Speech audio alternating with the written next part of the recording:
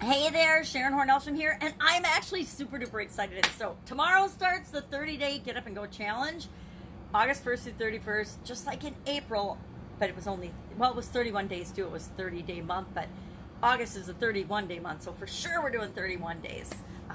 April we did 30-some days just because I always have bonus days. I always end up thinking of more things that I want to share than there are days, no matter how long the challenge is. Even on 90-day challenges, I don't know if I've ever done a 120-day challenge. Haven't. I don't think so. Usually do, if I'm going to go 90, I'm going to go over 90, I usually go the whole year. I go 365. Massive, massive action. So, Get Up and Go Challenge, 11 a.m. tomorrow, Get Up and Go Challenge page, 30-day challenge. Getting people moving in the direction they want for their life faster than they ever imagined possible. Accomplishing more in days than they could normally accomplish in years without going through the challenge and doing some of the things and adding some of the tools to their toolbox that I've been using in mine to get me massive results in every area of my life, not just in business and finances, but in my physical well-being, my mental, my emotional, my spiritual well-being and health, my financial health, of course, my relationships, and in contribution. Those 7 areas of our life are the 7 areas that we'll chat about during that 30-day challenge, and make sure that the people that participate are having massive, massive results in those areas. So I'm excited about that. I'm excited. I was working on a different way of doing it, a different strategy yesterday about how I want to roll it out and what I want to make sure I cover. And I've said that I will talk for less than 10 minutes every day, and that in and of itself is a challenge for me to put up and shut up and just make it clear, concise, and keep it simple, to make sure I'm just giving people the meat of what they want and what they need, because, you know, we give people what they want, but we also make sure we give them what they need, because a lot of times we don't even know what we need. We know we need a solution to a problem, or we're struggling with something that we want help with, but we don't even know. If we knew what the solution was, if we knew what we needed, we would have already done it. We would have already taken care of it for ourselves. But so often we don't know what we need, and that's why it's so important when we're looking for people to help us with different activities or different things or different aspects of our life.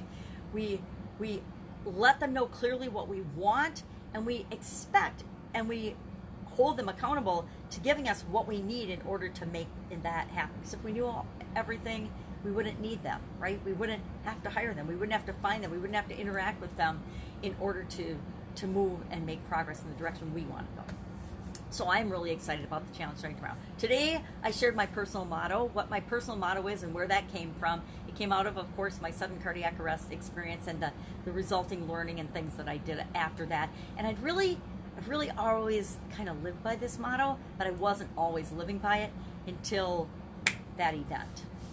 So I talked about that today. What's my personal motto? Do you have a personal motto? If so, share it in the comments below. I mean, if it's our personal motto, guess what?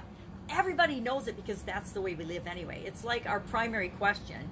I remember learning about, we all operate off of a primary question. You know, it might be an empowering primary question, which means we easily move toward what we want, or it might be a disempowering primary question.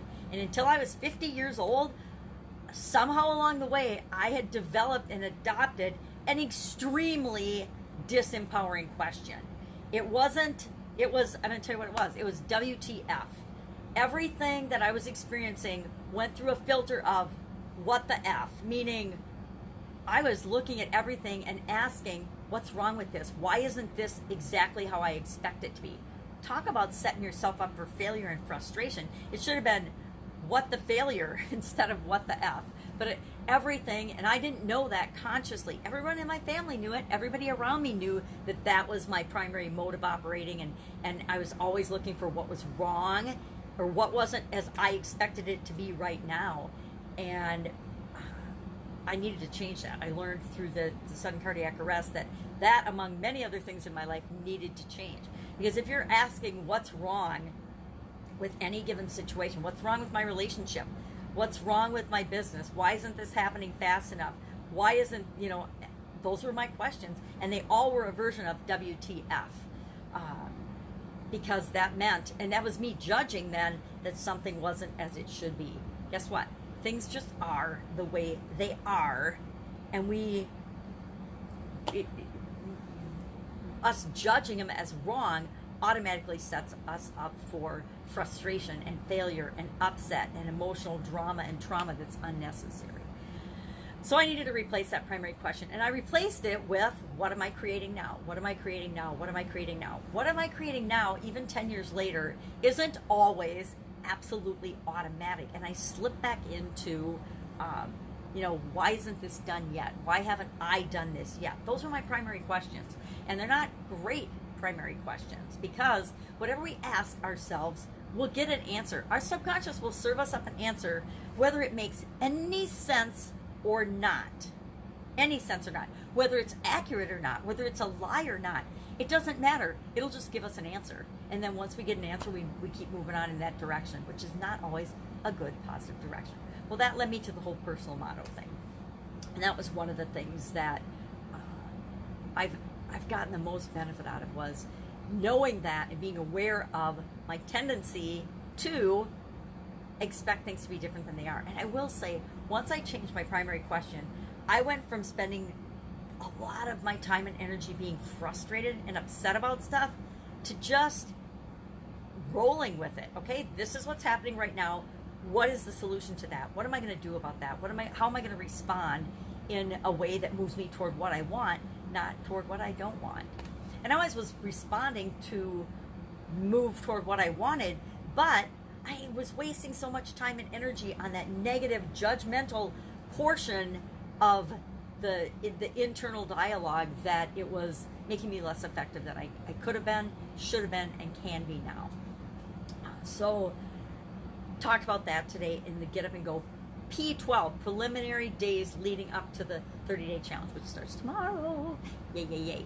So, fun challenge today was about top 5 pets. What are your top 5 pets? And then share a pet that you get to spend time with today, or an animal or thing that you interacted with. I said unicorn because I'm probably not going to interact with any live pets today. Now, I might see some bunnies on my walk. For some reason, the neighborhood I live in right now has got a ton of soft little bunny rabbits hopping around all the yards.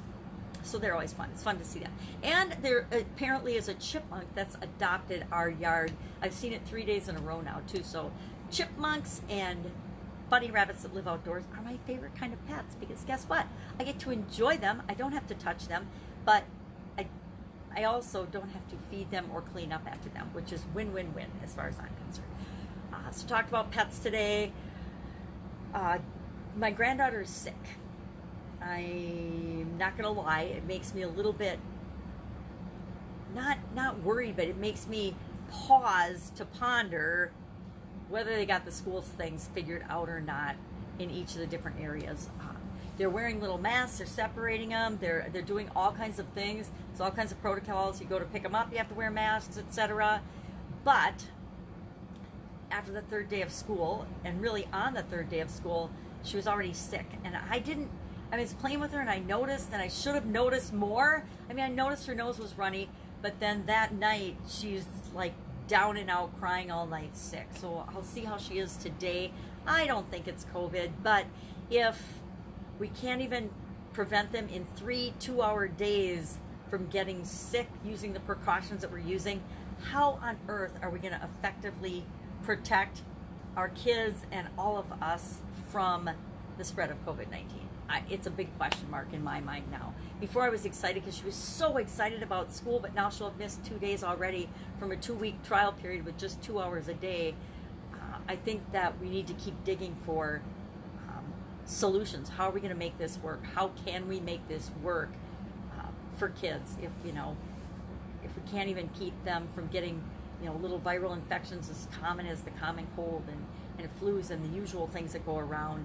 How on earth are we going to protect them and everybody else, those of us that are at risk from COVID? It's an interesting question. So I don't know if she's going to hang out with me today or not. I already saw her Wednesday, so if I was going to get sick, I'm going to get sick. But I don't think I'm going to. I'm staving off all types of illness these days. I'm like, I just don't have time for it. I don't have time or the energy for it. I've got a 30-day challenge starting tomorrow. There is no time to be sick. So excited for the challenge, excited for what's going on, excited to hear that she's okay. And I just found out I'm having another grandbaby, and I know what sex it is, so I'm super excited about that as well. And I'm not going to tell. Anyway, Have an absolutely amazing day, at least not till all the family knows. And I will be with you tomorrow. If I can help you in any way, now is the time to hit me up. If you want to join the Get Up and Go Challenge, ask in the comments below, and I'll make sure I get you the link, the direct link to the page, so you don't have to go searching for it or looking. But if you just type in Get Up and Go Challenge, spell out the word "and" in the search bar at the top of your Facebook page, it will come up. I would encourage people to join the private group as well, so you can get in on the inside discussions that are longer than 10 minutes, because that's going to be the challenge for me. Absolutely go out and slay your day. Have an amazing day, and I hopefully will be with you tomorrow. I'll be definitely sharing tomorrow anyway. All right, take care. Oh, 11 a.m. Central is the challenge. Bye.